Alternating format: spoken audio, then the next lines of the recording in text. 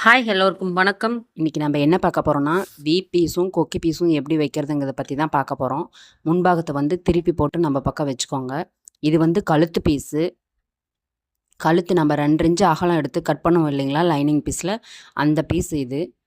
இது வந்து 2 இன்ச்சு அளவு இருக்கும். நம்ம வந்து இதை எடுத்து 2ஆக கட் பண்ணிக்கலாம்.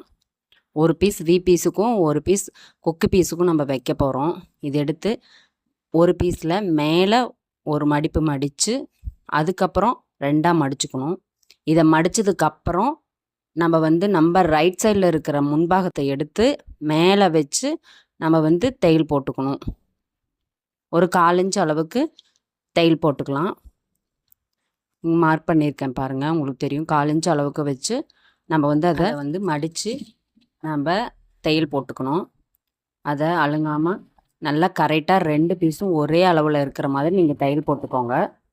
தையல் போட்டு முடிச்சதுக்கப்புறம் நம்ம அதுக்கு மேலே ஒரு படிமான தையல் போடணும். அந்த பீஸ் மடக்கி இருக்கிற மாதிரி மேலே ஒரு படிமான தையல் போட்டுக்கலாம். படிமான தையல் போட்டதுக்கப்புறம் நம்ம கட் பண்ணி எடுத்துட்டு திரும்பவும் அதை வந்து உள்ளே மடித்து அதில் ஒரு தையல் போட்டுக்கணும். நீங்கள் இதை தனியாக பார்க்கும்போது தான் உங்களுக்கு நல்லா புரியும் அப்படிங்கிறதுக்காக தான் இது ஒரு தனி வீடியோவாக போட்டிருக்கோம். பீஸும் கொக்கி பீஸும் வைக்கிறது வந்து கொஞ்சம் பீஸ் வைக்கிறதெல்லாம் கொஞ்சம் சிரமம் தான். ஒவ்வொருத்தரும் ஒவ்வொரு மெத்தடில் வைப்பாங்க. இது வந்து ரொம்ப சிம்பிளாக இருக்குன்னு தான் நான் நினைக்கிறேன். இதை வந்து நம்ம திரும்பவும் மடித்து உள்ளே மடித்து அதை வந்து நம்ம திரும்ப தையல் போட்டுக்கலாம். எல் ஷேப்பில் மடித்து நீங்கள் தையல் போடும்போது நல்லா நீட்டாக வரும் பார்க்க. நம்ம மடித்து எடுத்து திருப்பிக்கலாம். தையல் போட்டதுக்கப்புறம் பாருங்கள், நல்லா நீட்டாக வந்திருக்கு. கொக்கி பீஸ் இதுதான் கொக்கி பீஸ். நம்ம கொக்கி வைக்கிற பாகம் இது தான். நல்லா வந்திருக்கு பாருங்கள் நீட்டாக. அடுத்தது நம்ம வந்து பீஸ் எப்படி வைக்கணுங்கிறத பார்க்கலாம். பீஸுக்கு வந்து பார்த்திங்கன்னா, நான் வந்து புடவையிலேயே ப்ளவுஸ்லேயே துணி வந்து காட்டன் துணி, அதனால் வந்து அதுவும் மேலே வைக்கிறேன். 2 பீஸ் வைக்கும்போது நம்மளுக்கு வந்து நல்லா ஸ்டிஃபாக, அதுவும் ப்ளவுஸ் துணி மேலே வைக்கும்போது நல்லா நீட்டாக இருக்கும் பார்க்க. அதை வந்து 2ஆக வச்சு நம்ம வந்து அதை ஃபஸ்ட்டு எப்படி கொக்கி பீஸுக்கு மடித்தோமோ அது மாதிரி மடித்து ஒரு தையல் போட்டுக்கிறேன். திரும்பவும் ஒரு மடிப்பு மடித்து நான் ஒரு தையல் போட்டுக்கிறேன். ஏன் நான் இத்தனை தையல் போடுறேன்னா, இது வந்து துணி வந்து நகர்ந்து போகாமல் இருக்குதான். அது மடித்ததுக்கப்புறம் இது வந்து பீஸுக்கு நம்ம வந்து உள்பாகத்தில் வைக்கணும். பாருங்கள், உங்களுக்கே பார்த்தா நல்லா தெரியும். உள்பாகத்தில் வச்சு நம்ம அதே மாதிரி தையல் போட்டு திருப்பிக்கலாம். எக்ஸ்ட்ரா பீஸ் இருந்தால் கட் பண்ணிக்கோங்க. திருப்பி அதுக்கு மேலே நம்ம வந்து ஒரு படிமான தையல் போட்டுக்கலாம். இதை ஜாயின் பண்ணிவிட்டு கூட நம்ம திரும்ப அது மாதிரி மடிக்கலாம். பட் இது துணி நல்லா நகருதுங்கிறதுக்காக நான் ஆரம்பத்திலே போட்டுட்டேன்.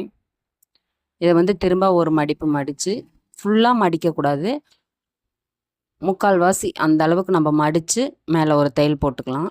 இதுவும் படிமான தையல் தான். தையல் போட்டு எடுத்துக்கலாம்.